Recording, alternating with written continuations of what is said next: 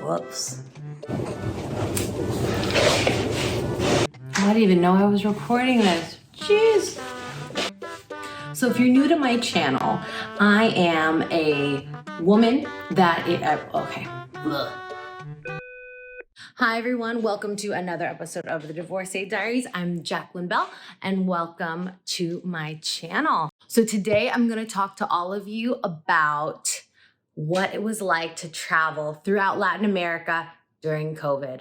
So I'll give you all of the tips and tricks that I have, as well as share with you what's the same, what's different, and how you can navigate that for your specific trip. So let's get to it. So if you're just joining my channel, I'm a businesswoman, I am a traveler, specifically a solo traveler most of the time, and I'm an educator. And I use my platform to help other individuals, women, single individuals, anyone else that's out there, to make sure that they have the knowledge and the awareness of the research that I've gained, of the experiences that I've been through, so that you can navigate this thing called life. And I'm also a divorcee, and I love talking about that, how to help navigate that process, how to heal from that process. It's all a part of life, it's all part of my life, and I'm so happy to share it. So today we're gonna talk about how to travel through Latin America during this time of COVID. Now, I want to first say that I traveled in Latin America just recently. I left at the end of January and I came back at the end of March. So through that time, I was able to travel to 5 different countries, 7 different cities or towns, and I was able to fly 14 different planes to get to all of those destinations. And that's because most of the time, the cheapest flights are not going to be the straight flights. But I am so happy to talk about what is the same during COVID and what's a bit different. So let's start with the good stuff. Let's start with what is the same traveling during COVID when you are specifically traveling via an airplane. So everything, not everything, but like most of the things are the same, right? You have actually a good amount of people traveling there, although it hasn't been as popular as it has been in the past. I would say before pre-COVID times, if you all can remember what that was like, it has been pretty busy, I would say. So there's still a lot of people there. And there is still a lot of the same precautions for when you go through security. Pretty much for the most part, security is the same that's always been. Also, flights are still covering food. So I will say flights are different depending on which flights you go on. But some flights, for like a 4-hour flight, were giving me like a whole meal. You know, they gave me a whole meal. It had all of the fixings, your drink, your main entree, and like a dessert and maybe a side. And some planes didn't, and they just brought snacks. So it's really, although it's a little different, it's still the same. They still provide food for you, which is great, because especially for those long flights, it can be really hard not to have those things. So now let's talk about what's different, right? What is different in this COVID time of travel? So I think the most obvious is that we're all masked up, and that's serious, and they are very serious about wearing masks. And I think it's really good so that we can all protect each other, protect ourselves, and be able to do that. So for mask wearers, it's masking the whole time. As soon as you get to the airport, as soon as you get on your plane, you are masking up the whole time. Actually, my last flight to get back to home to Seattle, we actually had to stop the flight very quickly, and the captain had to say, we had to stop the flight because someone is not participating with the federal regulation of continuing to wear your mask while you're on this flight. So they had to stop the plane for just a moment while this person put on their mask and complied with federal law. So masking is still a big thing that we have to navigate. Also, something that is different are the documents, that you have to have before going to these different countries. So the countries that I went to were Costa Rica, Brazil, Argentina, Colombia, and Mexico. And I will say for Brazil and Argentina at the time, they did require a COVID vaccine. They required a COVID test within the last 48 hours, I believe, and specifically for PCR tests. But I did hear that in Brazil, at least, they are lifting that mandate and just mandating vaccines.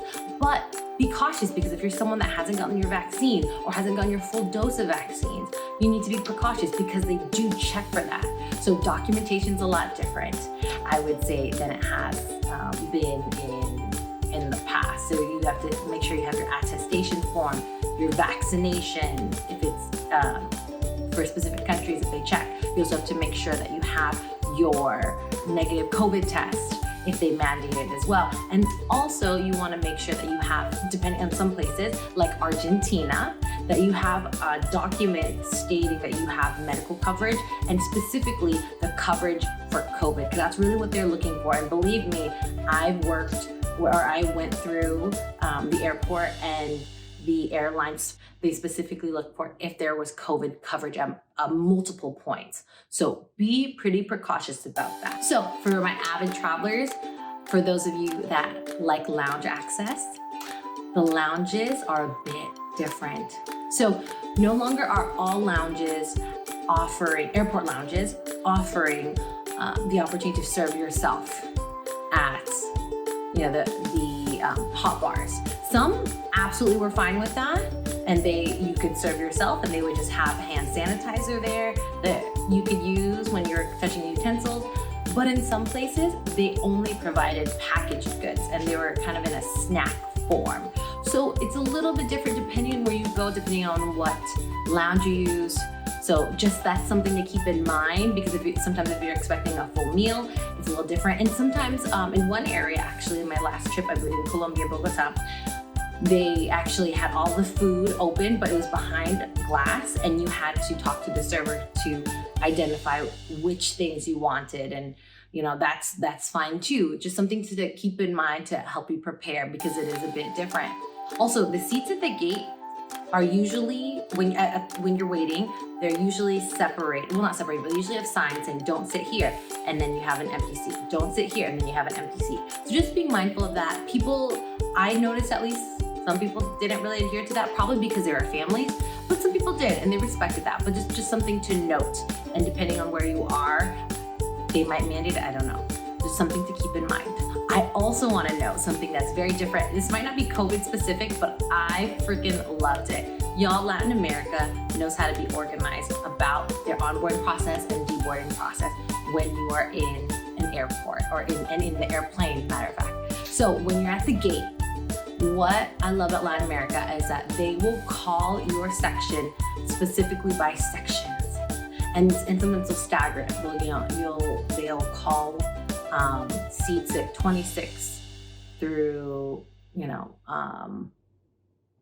30 or something, and then you go and you're staggered in that way. But they also have you line up in some areas, like Brazil was like this, where they had you line up in your specific areas that they wanted you to board, and that was very organized, even amidst the confusion, because I don't speak Portuguese, and honestly they don't cater as much to English when you get outside of Rio and Sao Paulo, but that's for another video, another time.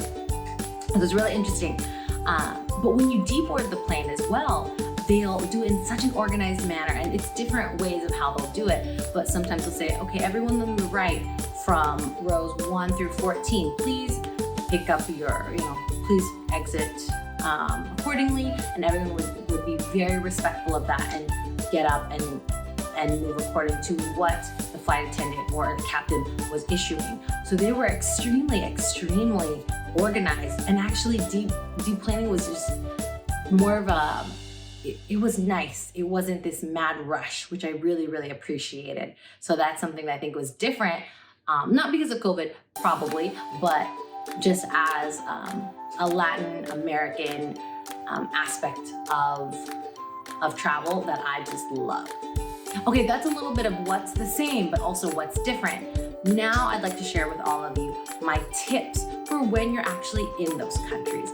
What to do, how to navigate it, just some quick tidbits for you, because I want this to be a nice concise video so that you can use this if you're like at the gate or going to take a impromptu solo trip on your own, I want you to be able to take all of this and apply it quickly. So, helpful tip, and I will give you 5. So, one thing to know is that in the 5 countries that I mentioned beforehand, there is no travel visa requirement. If you are staying usually less than 30 days to 60 days, depending on the country, they have their own requirements. You are able to go freely and go see any country for up to that period of time. So there's no travel visa required. So number 2, you must get a ticket out of the country. I made this mistake because I think when you watch a lot of travel videos of different places and you see solo travelers that are like, oh, I bought one-way ticket to so-and-so and to so-and-so. So you can't really do that. You can buy a one-way ticket there, but you have to have a one-way ticket, at least another one-way ticket out. And that's exactly what I did. I traveled all throughout Latin America in a manner that I wanted to have to be flexible, but also to be mindful of COVID. Although it would be cheaper to do my whole trip as a regimented route of tickets I already bought way beforehand. I didn't want to do that because if I got COVID, it could derail my entire trip and that would have cost me a lot of money. So for me, I liked the idea of making my trip as I went. So what I did was bought my tickets from one country to the next. So if I was flying into Costa Rica, I only bought my ticket for out of Costa Rica to Brazil. And then once I was going to Brazil, sometime in my time in Costa Rica, I would identify approximately how long I would like to stay there, what the ticket prices were like, and where I'd like to go next. And being mindful of that, it's usually more expensive to do it that way. But for me, the cost outweighs the benefits, because had I gotten COVID, it could have derailed my whole trip because I wasn't staying anywhere for longer than 2 weeks at a time. So just something to keep in mind. When you go into specific countries, make sure that you have a ticket out, because almost at every single country that I went to in Latin America, they're like, where's your ticket out? Because I didn't buy round trips because I was going from one place to the other. So make sure that you do that. So you're not like me, who started her trip with a one-way ticket to Costa Rica, then had to turn around and buy a quick ticket to Brazil right away because they wouldn't let me on the plane. So lesson learned, and now you know. All right, tip number 3, when you're traveling solo during this COVID time, but just in general as well, please do get a SIM card if you can from the country. It's just a lot easier. I had AT&T, but their data plan was not working for me, and I didn't have data in most of the countries that I went to. Don't know why, but honestly, it was so much easier to get a SIM card at the airport. So I would just say, when you're at the airport, get a SIM card. And if you can get an international SIM card, I would say do that as well. They're more expensive for sure, especially at the airport, but they helped me a lot, and I was able to navigate a lot of the places I was, which is really good, because when you're in an Uber, when you want to call an Uber, the last thing you want to be is stranded in a place that you don't know and in the dark and you don't speak the language. That's not a best practice. I don't recommend it. So get yourself a SIM card.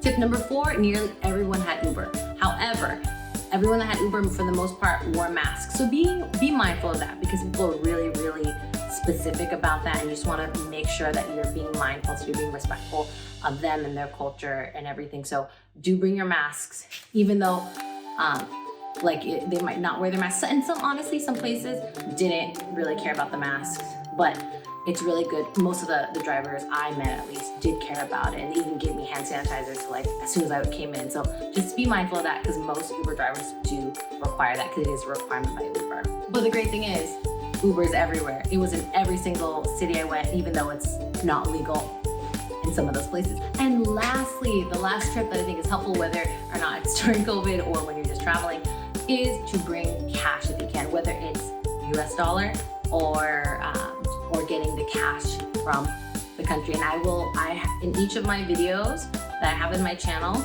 I will tell you how to get cash, because not everywhere will take ATM or your debit card. That's an American debit card. And in some countries like Buenos Aires, they're a lot more cash heavy.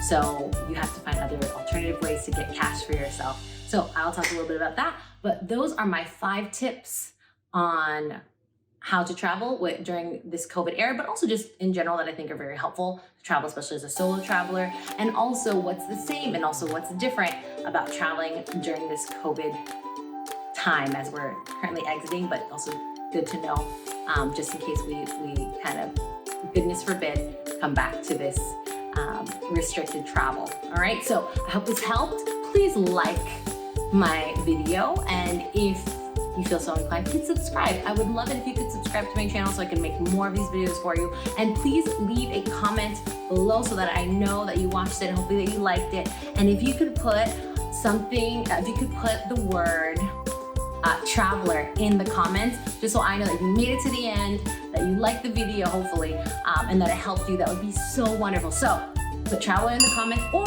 ask your own questions. Let me know what you want to see. I'm super excited because every time I see someone say, Jackie, I'd love to know more about this, I'm so excited to make a video about it. So let me know what you think about this video. Subscribe, like, and follow me on social media. I'm super excited to be able to bring this video to you, and I hope to see you again on the next video. Bye-bye.